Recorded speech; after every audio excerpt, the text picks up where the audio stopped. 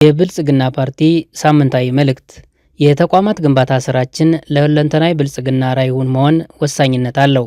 ብልጽግና ፓርቲ ሀገራዊ ለውጡን ተከትለው ከመጡ ተቋማት መካከል አንዱና ዋነኛው ነው። ብልጽግና በኢትዮጵያ መድበለ ፓርቲ ታሪክ ውስጥ ለመጀመሪያ ጊዜ ወጥ፣ ውህድና በትክክል ኢትዮጵያን የሚመስል ተደርጎ የተፈጠረ ሀገራዊ ተቋም ነው። ፓርቲው የቆዩ ሰው ወለድና ስርዓታዊ ስብራቶችን ለመጠገን አዳዲስ እሳቤዎች፣ አሰራሮችና ስትራቴጂዎችን ያስተዋወቀ ፓርቲ ነው። እነዚህ ስትራቴጂዎች ወደ መሬት ወርደው ህዝብን እንዲጠቅሙ ለማስቻል እስካሁን አያሌ ጥረቶች ተደርገዋል።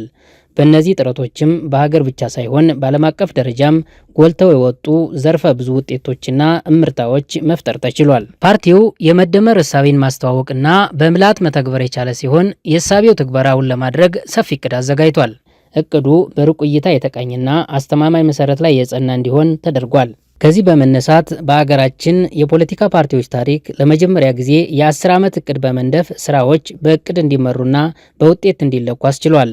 የዚህ የረጅም ጊዜ እቅድ አካል የሆነው የያዝነው ዓመት እቅድ ከውጤት ወደ ደረጃ ማላቅ ወይም ስታንዳርዳይዜሽን የሚል አቅጣጫ ተቀምጦ ሲሰራ ቆይቷል። የያዝነው ዓመት የዲሞክራሲ ምርታ የሚመዘገብበት የምርጫ ዓመትም እንደመሆኑ መጠን ሂደቶችና ስራዎች በላቀ ደረጃ መፈጸም እንዳለባቸው አቅዶና አቅጣጫ አስቀምጦ ሲሰራ ቆይቷል። ይህንን ለማሳካትም በዓመቱ የሚሰራው የፓርቲና የመንግስት ስራ የቀጣይ 5 ዓመታት ሂደትን የሚወስኑ መሆናቸውን በመገንዘብ ስራዎች በልዩ ትኩረት ብቃትና ርብርብ እንዲመሩና እንዲተገበሩ ተደርገዋል። በዚህም መሰረት ፓርቲው የ9 ወር የእቅድ አፈጻጸም ግምገማ ያካሄደ ሲሆን በግምገማ መድረኩ አሁናዊ ሁኔታዎችን ከግምት ውስጥ በማስገባት በእቅድ የተያዙ ስራዎችን በጥልቀት ፈትሿል።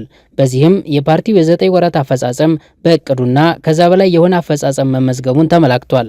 ግምገማው ብልጽግና ፓርቲ የደረሰበትን ከፍተኛ ተቋማዊ አቅም ያሳየ ሆኗል።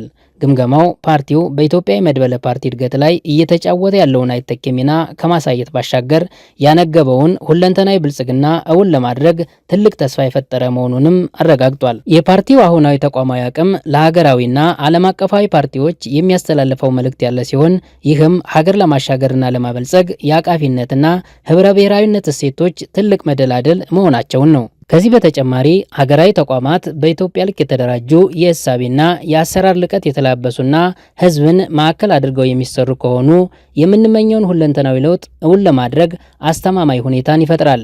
ተቋማዊ አቅም ለሀገር ግንባታ መሰረት ነው። የተቋም ግንባታ የሁላችንም ድርሻ የሚጠይቅ በመሆኑ ሁላችንም ሚናችንን ማበርከታችንን እንቀጥል። ብልጽግና ፓርቲ ሚያዝያ 12 2018 ዓ.ም